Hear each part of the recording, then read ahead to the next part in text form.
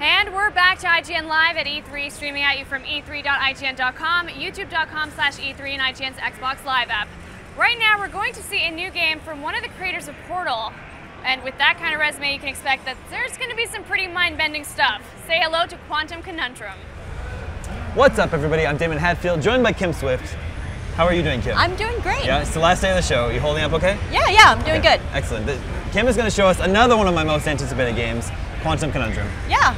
What are we gonna see here? So right now we're actually gonna be taking a look at a level that we haven't shown at all before. So this is an IGN exclusive, guys. Kind of a big deal.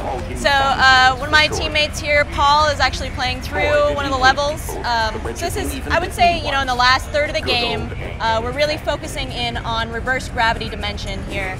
And so this particular level, we're actually trying to set you up for a technique that we call safe surfing. As you can see here, we have paintings in our game that change change their look based on the dimension that they're in. So as you can see here, that particular painting is Captain Fangly Wangly, and as you can see, I would follow him anywhere. You would follow Captain Yes, Fangly Wangly. That's good. That's good.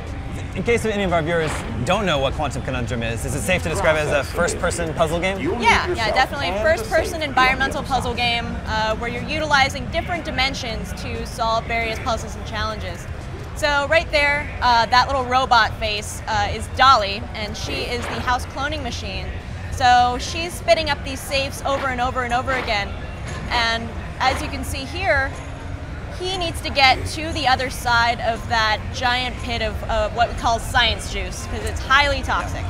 So it looks like using slow motion dimension, he can actually slow down time enough to actually be able to jump on that object, and using reverse gravity and normal dimension, he can toggle back and forth to get himself across. That little guy there is Ike, which stands for Interdimensional Kinetic Entity, and I would say he's kind of like our mascot of the game, but he's Professor Quadrangle's lab assistant / pet. And Professor Quadrangle is actually the inventor of the interdimensional shift device, which you're able to use to shift these dimensions. So right now, Paul here is switched to Fluffy Dimension. Once he plugged in that battery in that machine, he now has access to Fluffy. So things in Fluffy Dimension become 10 times lighter, and he can easily pick up stuff and move them around. So he needs to get up onto that area over there, so using reverse gravity and then slow motion dimension, it gives him plenty of time to be able to get up there. And then switching to Fluffy Dimension, it gives him the opportunity to be able to pick up that safe and get up to this little alcove here. You're doing quite well for...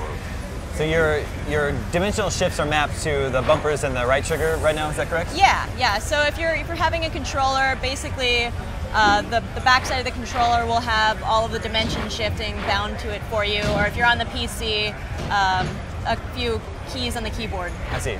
How many dimensions in total? So in total, there are 4 dimensions that you'll get access to over the course of the game: Fluffy, Heavy, Slow Motion Dimension, and Reverse Gravity. And is it set up sort of like Portal? You worked on Portal, yep. By the way.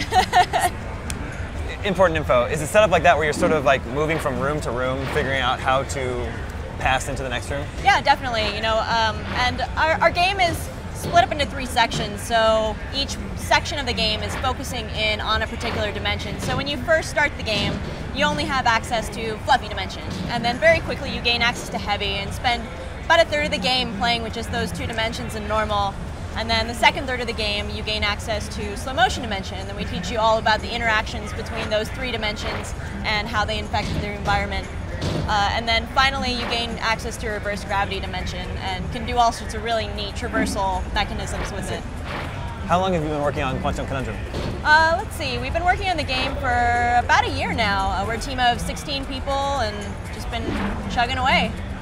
So what are we seeing here? We're trying to cross, is this more science juice we're trying to get over? Well, Paul here has actually already beat the level, so I told him, I was like, He's good.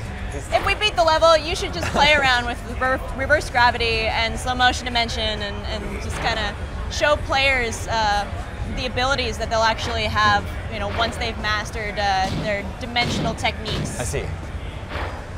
When are we going to get to play Conundrum? Well, we actually are taking pre-orders on Steam right now as we speak. Yep. And the launch date on Steam is actually going to be June 21st. I see. Yeah, and then we have console launch dates that hopefully will be this summer. In fact, it's not just hopefully, it will be this summer. Okay. But I can't announce those just yet. Okay. Well, I'm really looking forward to this game. Awesome. I played it at PAX last year, I think, for the first time. So ever since then, I've been really excited about it. Nice. Paying very close attention to it. So do keep us informed. Yeah, on all definitely. things Conundrum. Definitely. Thanks for bringing it by today. Yeah, thanks. And happy E3. Happy E3 to you too. We're going to give it back to Naomi right now. Thanks, Damon. Awesome, awesome game. So was your mind bended by Quantum Conundrum? Let us know by following at IGN on Twitter and tweeting with the hashtag E3. Next up, we have an atmospheric sequel to Metro 2033. Metro Last Light is ready to rock the set.